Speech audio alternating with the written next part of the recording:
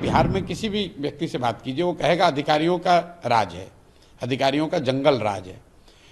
आखिर लोगों को ये विचार करने की बात है कि अधिकारियों का जंगल राज हुआ कैसे, कि जो स्थिति है शारीरिक मानसिक, उसमें वो बहुत सक्रिय हैं नहीं।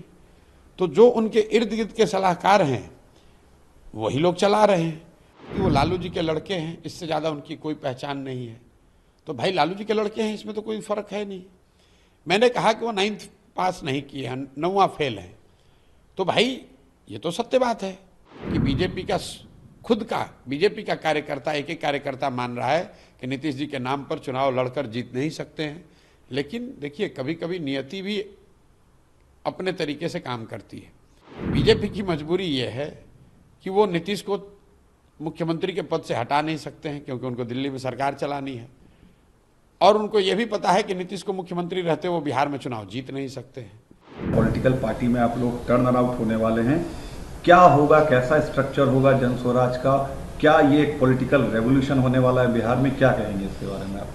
नहीं, रेवोल्यूशन की तो कोई बात नहीं है। जैसा मैंने बताया है कि जन स्वराज अभियान के शुरुआत में ही ये कहा गया था कि एक इसका महत्वपूर्ण पड़ाव, एक महत्वपूर्ण उद्देश्य ये है कि बिहार में विकल्प के अभाव में जो पिछले 25-30 सालों से लोग मजबूरी में लालू जी के डर से भाजपा और भाजपा के डर से लालू जी को वोट देते रहे हैं, वो मजबूरी, राजनीतिक बंधुआ मजदूरी खत्म हो। इसके लिए ज़रूरी है कि बिहार के लोग मिलकर एक बेहतर विकल्प बनाएं, और वो विकल्प जब बने तो वो विकल्प किसी व्यक्ति का ना हो, जाति किसी परिवार का ना हो, बल्कि बिहार के उन सारे लोगों का दल हो जो मिलकर इस दल को बनाना चाहते हैं।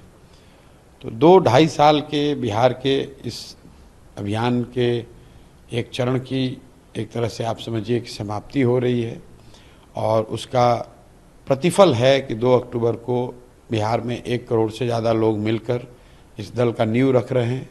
2 तारीख को दल की घोषणा, औपचारिक घोषणा होगी, दल के नाम की, दल के संविधान की और उसके प्रावधानों की, और दल के साथ साथ दल के लीडरशिप की। क्योंकि जैसा कि मैंने शुरू से कहा है कि मुझे दल का नेता नहीं बनना है, तो और दल का नेता उसको बनाया जाएगा जिसको बिहार की जनता नीचे से, जो 2-2.5 साल हम लोगों ने प्रयास किया है, समाज में बात करी है, तो जिस किसी को भी समाज ने चुना है, जिस किसी को भी लोगों ने बताया, जिस किसी ने भी समाज में वो परिश्रम पराक्रम काम किया है, उसके आधार पर उनका सिलेक्शन हुआ है। 2 तारीख को आपको दिखेगा कौन लोग चुन कर आए। आपकी भूमिका क्या होगी? आप कह रहे हैं कि आप ना अध्यक्ष रहेंगे ना कुछ रहेंगे। हमारी भूमिका, देखिए, सबसे बड़ी हमारी भूमिका इससे जुड़ी है कि सबसे बड़ी चुनौती क्या है। दल बनाना सबसे बड़ी चुनौती नहीं है, दल का नेता बनना भी सबसे बड़ी चुनौती नहीं है, और मेरे नज़रिए से चुनाव जीतना भी सबसे बड़ी चुनौती नहीं है। सबसे बड़ी चुनौती है समाज को बताना, जगाना, समझाना कि आपने अब तक जातियों पर वोट दिया, 5 किलो अनाज के लिए वोट दिया, आपने मंदिर मस्जिद के लिए वोट दिया, आपने मोदी लालू नीतीश के लिए वोट दिया, आपने नेताओं के बच्चों के लिए वोट दिया, लेकिन अभी तक बिहार में आपने कभी भी अपने बच्चों के पढ़ाई और रोजगार के लिए वोट नहीं दिया। उनको ये बताना, समझाना कि भाई आप अपने बच्चों की पढ़ाई और रोजगार के लिए वोट दो, वोट चाहे जिसको भी देना है दो, लेकिन वोट अपने बच्चों के लिए दो। तो ये जो जिम्मेवारी मैंने ली है, उसके तहत मैं पैदल गांव-गांव जाता हूं, लोगों को समझाता हूं, और वो यात्रा रुकेगी नहीं। वो यात्रा इलेक्शन से नहीं जुड़ी हुई है, वो बिहार के सुधारने के मेरे संकल्प से जुड़ा हुआ है, और यात्रा तब तक चलती रहेगी जब तक बिहार के लोग ये समझ न लें, बिहार के लोग इस परिकल्पना से जुड़ न जाएं, और जुड़कर अपने बच्चों के लिए एक बेहतर व्यवस्था न बना लें। दल बन जाएगा, दल की लीडरशिप आ जाएगी, वो लोग दल को चलाएंगे। मैं जो काम पिछले 2 साल से कर रहा हूँ वही काम आगे करूँगा। मैं अभी अररिया सुपौल के इलाके में पैदल चल रहा हूँ। 2-3 दिनों के बाद मैं फिर वापस जाकर वहीं से पैदल चलना शुरू करूँगा, और आने वाले चाहे 1 साल लगे, 1.5 साल लगे, 2 साल लगे, जब तक बिहार के गांव-गांव जाकर लोगों को समझाना लें, तब तक पदयात्रा जारी रहेगी। 2025 में अगर जन स्वराज को आपके मुताबिक अगर सफलता नहीं मिलती है, उसके बाद आप क्या करेंगे? क्या ये यात्रा उसके बाद भी शुरू रहेगी? देखिए, 2 बातें हैं। मेरा जो संकल्प है बिहार को सुधारने का, वो जन स्वराज की चुनावी सफलता और विफलता से नहीं जुड़ा है।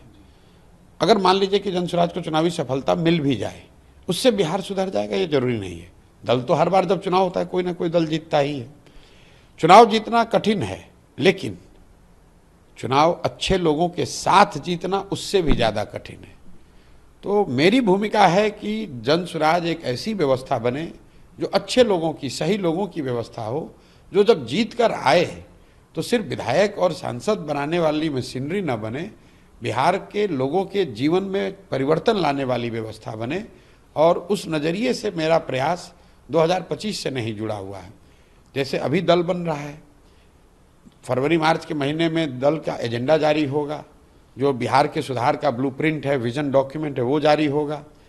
25 के अक्टूबर नवंबर में चुनाव भी होगा। ये महत्वपूर्ण पड़ाव हैं, लेकिन ये यहाँ पहुँचना ये सपना नहीं है। दल बनाकर चुनाव जीतना सपना नहीं है। सपना तो ये है कि एक ऐसा बिहार बने जहाँ हरियाणा, पंजाब, महाराष्ट्र, गुजरात से, अन्य राज्यों से लोग आकर रोजी रोजगार करें। उतना उन्नत, उतना विकास, उतना विकसित बिहार बने, वो सपना है और उसके लिए प्रयास जारी है। नीतीश कुमार से जुड़ा एक सवाल है। आपने कहा कि 4 सलाहकार मिलकर उनको गाइड कर रहे हैं, बिहार चला रहे हैं। 2020 में 3 बार उनका कॉल भी आया, रिजल्ट के दिन आपने मना भी किया, फिर भी वो सीएम बने। क्या उनका रेलेवेंस आज के बिहार के पॉलिटिक्स में है, और वो नहीं रहेंगे तो आप किसे सक्सेसर मानते हैं जेडीयू का? नहीं, देखिए, जदयू का, जब जदयू दल ही नहीं रहेगा तो जदयू का सक्सेसर क्या होगा? नीतीश कुमार का जो दल है, मैं उस दल में रहा हूँ, नीतीश कुमार के साथ काम भी किया है मैंने। उस दल की पूरी पूंजी नीतीश कुमार है। जब वही खत्म हो गई तो ब्याज से कैसे चलेगा? तो चलने वाला है नहीं, उसका कोई, उस दल का कोई भविष्य नहीं है। जहाँ तक मैंने, आपने जो कहा सलाहकारों की बात, मैंने ये कहा कि आप बिहार में किसी भी व्यक्ति से बात कीजिए, वो कहेगा अधिकारियों का राज है, अधिकारियों का जंगल राज है। आखिर लोगों को ये विचार करने की बात है कि अधिकारियों का जंगल राज हुआ कैसे? नीतीश कुमार तो पहले भी मुख्यमंत्री थे। हुआ ऐसा है कि नीतीश कुमार ने पिछले कुछ सालों से विधायकों के बजाय, मंत्रियों के बजाय, पंचायती राज से जुड़े हुए लोगों के बजाय, अपने कार्यकर्ताओं के बजाय पूरी व्यवस्था अपने चंद 2-4 सलाहकारों के हवाले कर दी है। अब जैसे जैसे नीतीश कुमार की अपनी स्थिति जो लोग बता रहे हैं, मैं उनके व्यक्तिगत स्वास्थ्य की, अच्छी स्वास्थ्य की कामना करता हूं, लेकिन लोग जो बता रहे हैं उनकी जो स्थिति है शारीरिक, मानसिक, उसमें वो बहुत सक्रिय हैं नहीं। तो जो उनके इर्द गिर्द के सलाहकार हैं वही लोग चला रहे हैं। अब ये वो लोग हैं जिनका कोई, ये किसी के प्रति जवाबदेह नहीं है, क्योंकि ये सरकारी अफसर भी नहीं है, ये सेवानिवृत्त अफसर हैं। तो जब आप सरकारी अफसर होते हैं तो फिर भी आपकी एक जवाबदेही है अपने कुर्सी के प्रति, व्यवस्था के प्रति। जब आप सेवानिवृत्त हो गए तो आपकी सिर्फ एक जवाबदेही है, जिसने आपको सलाहकार बनाया है, आप उसके प्रति उत्तरदायी है। आपने कोई राजनीतिक पद आपका है नहीं, जनता ने आपको मैंडेट दिया नहीं है, सरकारी नौकरी के वजह से जो आपको पावर मिलता है वो है नहीं। आप सरकारी नौकर थे, नेताजी ने आपको सलाहकार बना दिया, तो आप एक तरह से एक्स्ट्रा कॉन्स्टिट्यूशनल अथॉरिटी के तौर पर काम कर रहे हैं। और इसी वजह से इन्हीं 3-4, अब इनका कोई ना जनता से सरोकार है, ना इनको सरकारी व्यवस्था से कोई सरोकार है। ये स्वच्छंद व्यवस्था बना ली इन्होंने, इसीलिए पूरे बिहार में आपको अधिकारियों का बोलबाला दिख रहा है। जो अधिकारी चाहेगा वही होगा। नीतीश जी के बाद जेडीयू समाप्त। भाई हम थोड़ी ना कह रहे हैं, तो आप घर घर कर, अब देखिए, जो 3 चीजें अभी बिहार के समाज को आंदोलित किए हुए है, उद्वेलित किए हुए है, एक है शराबबंदी, दूसरा है जमीन का सर्वे, और तीसरा है स्मार्ट मीटर। कोई भी नेता, चुना हुआ नेता, इस बात का संज्ञान लेता, सही या गलत इस पर कुछ टीका टिप्पणी करता। नीतीश जी ने जमीन का सर्वे, इतना बड़ा विषय, कोई पब्लिकली कोई टीका टिप्पणी नहीं की। कौन इस पर निर्णय ले रहा है? उनके चंद सलाहकार। शराबबंदी के नाम पर पूरे बिहार के हर घर में होम डिलीवरी हो रही है, 20,000 करोड़ का नुकसान हो रहा है, शराब और बालू माफिया फल फूल रहे हैं। इस पर निर्णय, कोई चर्चा, कोई वक्तव्य नहीं। कौन चला रहा है, कौन निर्णय ले रहा है? नीतीश के सलाहकार। स्मार्ट मीटर को लेकर समाज इतना उद्वेलित है, जबरदस्ती आप लोगों को दबाकर, डराकर उनको स्मार्ट मीटर स्वीकार करने के लिए कह रहे हैं। स्मार्ट मीटर लगाना है लगाइए, लेकिन जनता की बात सुन तो लो भाई। स्मार्ट मीटर आप लगा रहे हैं, आप गांव में जाकर देखिए, हो ये रहा है कि अगर आपने स्मार्ट मीटर का रिचार्ज नहीं किया, आपका बिजली कट गया।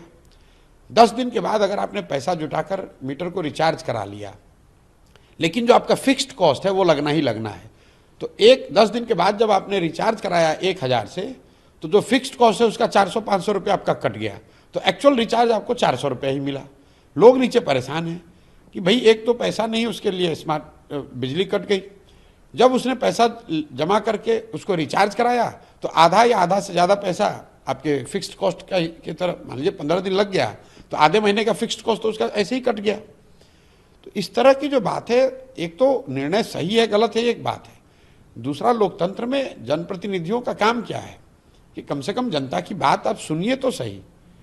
और ये कोई सुनने वाला ही नहीं। आप मुझे बताइए नीतीश कुमार के पिछले 2 महीनों में कोई पब्लिक में कोई उन्होंने बयान दिया हो?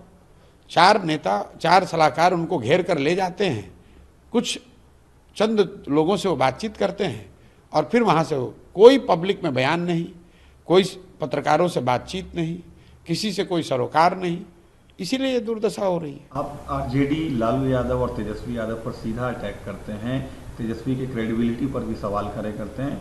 आपको क्या लगता है कहीं ये आप पर नुकसान तो नहीं हो जाएगा जिस तरीके भाई मैं देखिए, आप जो कह रहे हैं उनकी किस क्रेडिबिलिटी को उन्होंने एस्टेब्लिश किया है जिसको मैं क्वेश्चन कर रहा हूँ। मैंने कहा कि वो लालू जी के लड़के हैं, इससे ज़्यादा उनकी कोई पहचान नहीं है।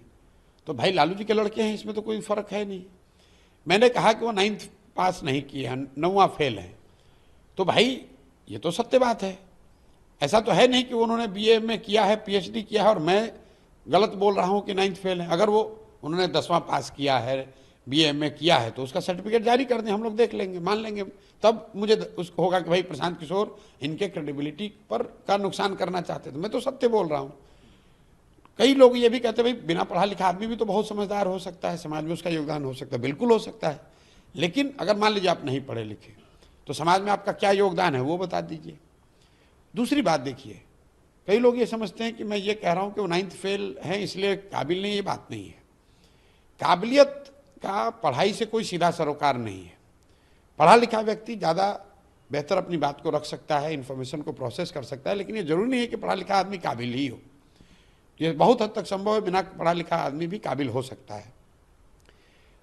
लेकिन मुख्यमंत्री के लड़के रहते हुए अगर आप स्वयं 9th भी पास नहीं करते हैं तो ये दिखाता है कि शिक्षा को लेकर आपकी खुद की सोच, क्षमता से ज़्यादा आपकी सोच क्या है। तो जो लोग बिहार को लीड करना चाहते हैं, बिहार की जनता ये तो समझना चाहिए उसको कि जिस व्यक्ति की अपनी सोच ये है कि मुझे पढ़ने की ज़रूरत नहीं है, वो बिहार के समाज की शिक्षा की व्यवस्था कैसे करेगा। आप परिस्थितिवश नहीं पढ़ पाए, उससे कोई दिक्कत नहीं है। तमिलनाडु में बहुत बड़े लीडर थे कामराज, उनका कोई फॉर्मल एजुकेशन नहीं था, लेकिन समाज के लिए उन्होंने आज़ादी की लड़ाई में बहुत लंबी लड़ाई लड़ी थी। और जब वो मुख्यमंत्री बने तो बच्चों की पढ़ाई के लिए उनकी बहुत बड़ी सोच थी। यहाँ पर तो पढ़ाई का कोई महत्व ही नहीं है। मैं उस सोच को चुनौती दे रहा हूँ कि भाई आप ना खुद पढ़े, ना पढ़ाई की महत्ता को समझ रहे हैं, तो पूरे बिहार को अनपढ़ और मजदूर बनाने का ही आपके पास तरीका है। और दूसरा, आप करना क्या चाहते हो? कुछ सवाल आपसे नेशनल पॉलिटिक्स पर लेना चाहेंगे। आपको क्या लगता है मोदी तीसरे कार्यकाल में अपने कमजोर हुए हैं पहले की अपेक्षा, और उनके जो अलाइज हैं नीतीश और नायडू, क्या लास्ट लॉन्ग करेंगे उनके तीसरे टर्म में? देखिए, मोदी तीसरे टर्म में कमजोर प्रधानमंत्री हैं, ये तो आपको दिख ही रहा है। लेकिन हमने तो इलेक्शन से पहले ये बात कहा कि सीटों का नंबर कुछ भी हो, तीसरा टर्म जो मोदी का होगा वो उस तीसरे टर्म में वो कमजोर प्रधानमंत्री साबित होंगे, क्योंकि जमीन पर लोगों ने 10 साल 12 साल मोदी जी का कार्यक्रम देख लिया, उनका प्रयास देख लिया, उसका असर देख लिया। आप बिहार को देख लीजिए, बिहार की जनता ने 2014 में मोदी जी को 30 से ज़्यादा सीट भाजपा को दिया, 2019 में 39 सीट दी, इस बार भी 30 से ज़्यादा सीट ये लोग जीते हैं। लेकिन बिहार के लोगों की ज़िंदगी में क्या फ़र्क आया? क्या बिहार के बच्चों की स्थिति सुधर गई? क्या बिहार में नए उद्योग लग गए? क्या बिहार के बच्चों का पलायन रुक गया? और अगर ये नहीं हुआ तो निश्चित तौर पर आज जितने लोग मोदी जी के फैन थे, जितने लोग मोदी जी के समर्थक वोटर 2014-19 में थे, वो तो आज कमी होगी। और लोकतंत्र में लीडर की जो ताकत है, वो ताकत क्या है? जनता का सपोर्ट। तो अगर जनता का सपोर्ट कम हुआ है तो प्रधानमंत्री रहें या सांसद रहें या विधायक हों या मुखिया हों, उनका ताकत तो कम होगा ही होगा। दोनों अलाइज रहेंगे 5 साल पूरे? देखिए, एलाइज रहेंगे कि नहीं रहेंगे तो एलाइज को पता है, उनको पता है। इतना स्पष्ट है कि मोदी जी और ये जो सरकार है, ये इनकी लोकप्रियता, इनकी ताकत कम हुई है और आगे की लॉन्जिविटी इस पर डिपेंड करेगी कि आने वाले 2-2.5 साल में जो 9 राज्यों के चुनाव हो रहे हैं, जम्मू कश्मीर, दिल्ली, हरियाणा, महाराष्ट्र, झारखंड, बिहार, बंगाल, असम और तमिलनाडु, इन राज्यों के चुनाव के परिणाम अगर बीजेपी के खिलाफ हुए तो निश्चित तौर पर सरकार की स्थिरता को लेकर सवाल उठेंगे। अगर इन राज्यों में बीजेपी ने अच्छा परफॉर्मेंस किया तो उनकी ताकत बनी रहेगी। तो आपको क्या लगता है इन राज्यों में बीजेपी का परफॉर्मेंस कैसा होगा? अब कैसा रहेगा ये तो उन राज्य वो तो उन राज्यों की स्थिति लोग बता सकते हैं। बिहार में मैं जानता हूं कि बीजेपी लैकलस्टर नेतृत्व है, उनका कोई ना चेहरा है, ना उनका कोई प्रयास है, ना उनकी कोई बात कर रहा है। उन लोगों ने अपना नेतृत्व नीतीश जी के हवाले करके छोड़ दिया है, जबकि बीजेपी का खुद का बीजेपी का कार्यकर्ता, एक कार्यकर्ता मान रहा है कि नीतीश जी के नाम पर चुनाव लड़कर जीत नहीं सकते हैं। लेकिन देखिए, कभी कभी नियति भी अपने तरीके से काम करती है। बीजेपी की मजबूरी यह है कि वो नीतीश को मुख्यमंत्री के पद से हटा नहीं सकते हैं, क्योंकि उनको दिल्ली में सरकार चलानी है और उनको यह भी पता है कि नीतीश को मुख्यमंत्री रहते वो बिहार में चुनाव जीत नहीं सकते हैं। तो भाजपा की हालत तो बिहार में ऐसी है कि ना आप दाएं जा सकते हैं ना बाएं जा सकते हैं। उनको मालूम है कि सरकार में क्या परेशानी है, उनको मालूम है कि नीतीश के साथ वो जीत नहीं सकते हैं, लेकिन बिहार में वो कुछ कर नहीं सकते हैं, क्योंकि दिल्ली में सरकार चलाने के लिए उनको नीतीश की मदद की जरूरत है। मोदी के तीसरे कार्यकाल का 100 दिन का जो काम है उसको कैसे देखते हैं? उन्होंने जो प्रॉमिस किया था क्या उन्होंने पूरा किया है? भाई, उन्होंने क्या प्रॉमिस किया था पहले मैंने ध्यान भी नहीं दिया, और उन्होंने क्या किया नहीं किया मेरा उससे कोई सरोकार नहीं है। मैं बिहार में एक तरीके से I am buried in the bushes of Bihar, और मुझे दूसरे किसी चीज़ की ना चिंता है ना ज़्यादा खबर है। 100 दिन कब हुआ मुझे ये भी नहीं मालूम है। 100 दिन में उन्होंने क्या किया नहीं किया, कम से कम बिहार में तो कुछ नहीं दिखा। अगर बिहार में कुछ दिखता तो मैं आपको ज़रूर बताता। बिहार में तो यही दिखा कि जो थोड़े बहुत उनके समर्थक हैं वो भी अब उसको छोड़कर, हताश होकर धीरे धीरे जनस्वराज की ओर जा रहे हैं। एक आखिरी सवाल लेंगे, राहुल गांधी का जो रिबॉर्न हुआ एज अ एलओपी, कैसे देखते हैं आप? नेशनल पॉलिटिक्स में कुछ इम्पैक्ट उसका? नहीं, निश्चित तौर पर कांग्रेस की जो दशा या दुर्दशा थी उसमें थोड़ा सुधार हुआ है। अगर आपके 50-55 एमपी थे वो बढ़कर 100 हो गए तो निश्चित तौर पर आपकी ताकत बढ़ी है। और जो पिछले 1.5-2 साल से राहुल गांधी ने अपने तरीके से जो प्रयास किया है उसका भी उनको फ़ायदा मिला है। और इसका फ़ायदा ये है कि कांग्रेस में उनका नेतृत्व अब पूरी तरीके से इस्टेब्लिश्ड है। जो कांग्रेस पार्टी है, उसके जो लीडर हैं, कार्यकर्ता, समर्थक हैं, उनको ऐसा लगता है, शायद वो विश्वास भी उनको, कि राहुल गांधी कांग्रेस को आगे लीड कर सकते हैं, कांग्रेस को वापस उसके ग्लोरी डेज में ला सकते हैं। उस बात को राहुल गांधी के अपने 2 साल के प्रयास ने सेटल कर दिया है। लेकिन राहुल गांधी कांग्रेस के लीडर इस्टेब्लिश हो गए हैं, देश के लीडर अभी नहीं हुए हैं, क्योंकि उन्हीं के पार्टी की, उनकी जो दादी थी इंदिरा जी की जब जीवन में सबसे बड़ी हार हुई 1977 में, तो मुझे लगता है कांग्रेस को उस समय 154 सीट कांग्रेस पार्टी को मिली थी। तो इंदिरा जी के जीवन की सबसे बड़ी हार में कांग्रेस को 154 सीट मिला था। और राहुल गांधी के जीवन की सबसे बड़ी जीत जो है, जिसको बताया जा रहा है सबसे बड़ी जीत, उसमें कांग्रेस को 99 सीट मिला है। तो ये फर्क है, ये दिखाता है कि देश के नेता के तौर पर उभरने के लिए अभी भी राहुल गांधी को एक लंबा फासला तय करना है। क्या अपील करेंगे? 2 तारीख को आपका स्थापना है लोगों से, बिहार की जनता से 2 तारीख? नहीं, कोई अपील नहीं करेंगे।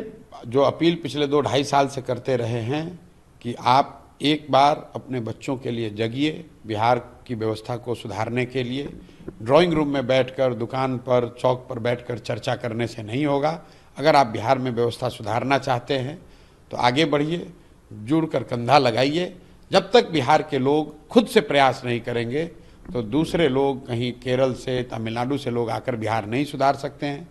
प्रयास हम करें या आप करें, प्रयास आज हो या 10 बरस के बाद हो, प्रयास किसी न किसी बिहार के व्यक्ति को ही करना पड़ेगा।